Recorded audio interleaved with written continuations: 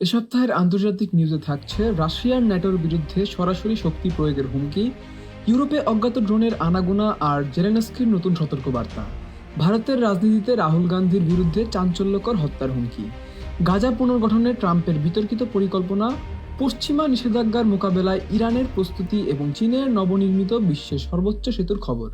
এই নিয়ে বিস্তারিত জানবো আজকের ভিডিওতে।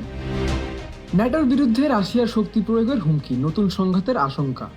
রাগঢাক ভুলে এবার পরোক্ষ নয়, ন্যাটো আর ইউরোপীয় ইউনিয়নের বিরুদ্ধে শক্তি প্রয়োগের হুমকি দিয়ে শত্রুর বুকে আগুন ধরিয়ে দিয়েছে রাশিয়া।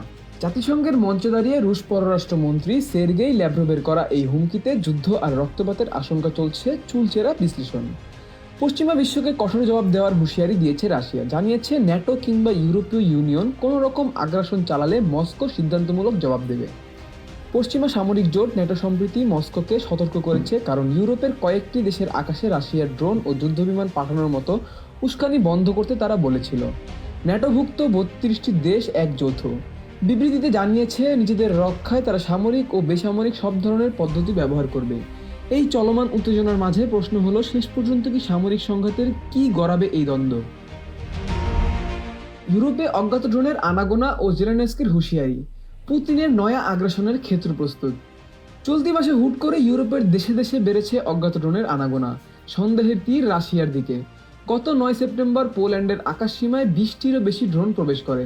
এরপর ১৯ সেপ্টেম্বর এস্তোনিয়া, ২৩ সেপ্টেম্বর ডেনমার্ক এবং সবশেষ গত ২৭ সেপ্টেম্বর নরওয়ের আকাশসীমায় ড্রোন দেখা যায়। একাধিক দেশ দাবি করছে এই ড্রোন রাশিয়া থেকে আসছে, যদিও এই দাবির পক্ষে সুস্পষ্ট কোনো গোয়েন্দা প্রমাণ নেই। এই ধারণাকে আরও উস্কে দিয়ে ইউক্রেনের প্রেসিডেন্ট ভ্লাদিমির জেলেনস্কি দাবি করেছেন, পুতিনের আগ্রাসন শুধু ইউক্রেনেই সীমাবদ্ধ থাকবে না, শীঘ্রই ইউরোপের অন্য কোনো দেশ আক্রান্ত হতে পারে। কিয়েভে ফিরে জেলেনস্কি বলেন, পুতিন ইউক্রেনের যুদ্ধ শেষ হওয়ার অপেক্ষা করবেন না, তিনি নতুন ফ্রন্ট খুলে দেবেন, যদিও সেটি কোথায় তা কেউ জানে না। জেলেনস্কির মতে, সাম্প্রতিক ড্রোন প্রবেশ ও আকাশসীমা লঙ্ঘনের ঘটনা ঘটিয়ে রাশিয়া মূলত ন্যাটোর প্রতিরক্ষা সক্ষমতা যাচাইয়ের চেষ্টা করছে। দেশের উপর আক্রমণ হলে প্রতিশোধমূলক হামলা চালাতে পারে সামরিক এই জোট। এছাড়া ইউক্রেন যুদ্ধে ক্ষয়ের শিকার হওয়ায় দীর্ঘ সলিড অপারেশন চালিয়ে যাওয়ার জন্য খরচ ও জনবল সমস্যায় পড়তে পারে রাশিয়া। রাহুল গান্ধীকে হত্যার হুমকি, বাংলাদেশের জুলাই আন্দোলন প্রসঙ্গে বিজেপি নেতার মন্তব্য। বাংলাদেশের লাল জুলাই অভ্যুত্থানে শেখ হাসিনাকে উৎখাতের ১ বছর পার হলেও শোক আর উদ্বেগের রেশ কাটছেই না। এবার কংগ্রেস শীর্ষ নেতা রাহুল গান্ধীকে গুলি করে হত্যার হুমকি দিয়ে বাংলাদেশ প্রসঙ্গ টেনেছে বিজেপি নেতা পিন্টু মহাদেব। এক টিভি বিতর্কে তিনি বলেন, সরকার উৎখাতের লক্ষ্যে ভারতে বাংলাদেশের মতো বিক্ষোভের আয়োজন করতে চাইলে রাহুল গান্ধীকে গুলি করে মারা হবে।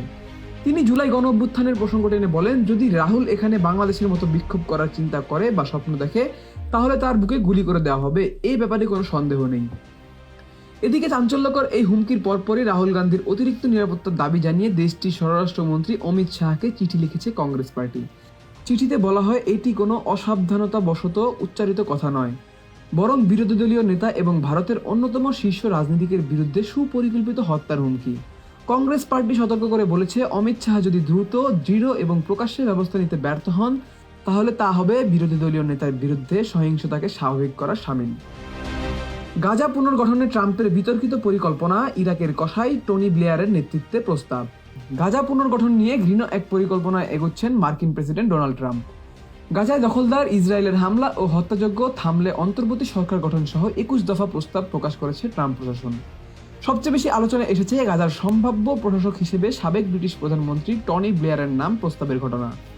ইরাক যুদ্ধের কসাই খ্যাত টনি ব্লেয়ারের নাম এবার গাজা শাসকের তালিকায় অন্তর্ভুক্ত করতে চায় মার্কিন যুক্তরাষ্ট্র। প্রস্তাব অনুসারে গাজা ভূখণ্ডকে ফিলিস্তিনের হাতে তুলে দেওয়ার আগে এটি অন্তর্বর্তী সরকার হবে এবং সেই সরকারের প্রধান হবেন সাবেক ব্রিটিশ প্রধানমন্ত্রী টনি ব্লেয়ার। মূলত জাতিসংঘের অনুমোদন নিয়ে গাজায় ৫ বছরের জন্য এটি আন্তর্জাতিক অন্তর্বর্তী সরকারের কথা ভাবা হচ্ছে। তিনি গাজা ইন্টারন্যাশনাল ট্রানজিশনাল অথরিটির প্রধান হিসেবে এই সময়ে গাজা সংস্কারের কাজ করবেন। তবে বিশ্লেষকদের শঙ্কা, এতে হিতে বিপরীত হবে, কারণ ২০০৩ সালে ইরাক যুদ্ধে টনি ব্লেয়ার যুক্তরাজ্যকে টেনে এনে বিশ্বব্যাপী বদনাম কুড়িয়েছিলেন। তদন্তে দেখা যায়, ভুল তথ্যের ভিত্তিতে সেই যুদ্ধে যুক্তরাজ্য ও যুক্তরাষ্ট্র জড়িয়েছিল। ইরাক যুদ্ধের খলনায়ককে গাজার দায়িত্ব দেওয়া এবং যুক্তরাষ্ট্র থেকে পাঠানো বাহিনী দিয়ে পরিচালনার প্রস্তাব গাজার কতটা মঙ্গল বয়ে আনবে তা নিয়ে শঙ্কা ঘুরছে। পশ্চিমা নিষেধাজ্ঞা মোকাবেলায় যে কোনো পরিস্থিতির জন্য প্রস্তুত আছে বলে জনগণকে আশ্বস্ত করেছেন ইরানের প্রেসিডেন্ট মাসুদ পেজেশকিয়ান।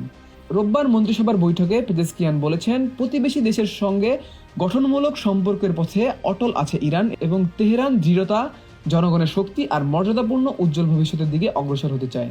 পেজেশকিয়ান পরিষ্কার করে বলেছেন, পারমাণবিক অস্ত্র নিয়ে ইরান সবসময় ন্যায়সঙ্গত ও স্বচ্ছ আলোচনার প্রস্তুত থাকলেও এমন কোনো কথা হবে না যা তেহরানকে নতুন সংকটের মুখে ফেলতে পারে। চীনের নবনির্মিত বিশ্বের সর্বোচ্চ সেতু প্রকৌশল বিদ্যার নতুন নিদর্শন। প্রকৌশল বিদ্যায় নিজেদের শ্রেষ্ঠত্বের নতুন নজির দেখালো চীন। খুলে দেওয়া হয়েছে নবনির্মিত বিশ্বের সবচেয়ে উঁচু সেতু হুয়াজিয়াং ক্যানিয়ন ব্রিজ। এর অবস্থান মাটি থেকে 600 মিটারেরও বেশি উপরে, যা ফ্রান্সের আইফেল টাওয়ার থেকে প্রায় দ্বিগুণ উঁচু। এর আগে সর্বোচ্চ সেতুর তালিকায় প্রথম ছিল 564 মিটার উঁচু বেইপান জিয়াং ব্রিজ, যা কিনা চীনে অবস্থিত ছিল। সেতুটির নির্মাণ কাজ শুরু হয় 2017 সালে এবং দীর্ঘ 7 বছরের পরিশ্রমের পর এটি 2025 সালে সেপ্টেম্বর মাসে আনুষ্ঠানিকভাবে চালু হয়। সেতুটি নির্মাণে ব্যয় হয়েছে প্রায় 10 বিলিয়ন ইউয়ান, যা বাংলাদেশি টাকায় প্রায় 15,000 কোটি টাকার সমান। ঝুলন্ত কেবল প্রযুক্তি দিয়ে নির্মিত হওয়ায় সেতুটি শুধু মজবুতই নয়, টেকসইও হয়েছে এবং ভূমিকম্প ও প্রবল ঝড় বাতাস সহ্য করতে সক্ষম। বিশেষজ্ঞরা বলছেন, এই সেতুটি চালু পাবে এবং পর্যটন খাতেও বিরাট সম্ভাবনা তৈরি হয়েছে। তবে পরিবেশবিদদের দাবি, এত বড় অবকাঠামো নির্মাণের ফলে স্থানীয় প্রাণীজগৎ ও প্রাকৃতিক ভারসাম্যের ওপর প্রভাব পড়তে পারে। আপনারা কি মনে করেন, রাশিয়া, চীন ও ইরানের এই ক্রমবর্ধমান সামরিক এবং অর্থনৈতিক ঘনিষ্ঠতা কি শেষ পর্যন্ত পশ্চিমা সামরিক জোট নেটোর সাথে একটি পূর্ণমাত্রার বিশ্ব সংঘাতে রূপ নেবে, নাকি সমঝোতার পথে হাঁটা সম্ভব হবে? আপনাদের মতামত কমেন্টে জানাবেন। এই ছিল আজকের মতো। ধন্যবাদ এতক্ষণ সঙ্গে থাকার জন্য।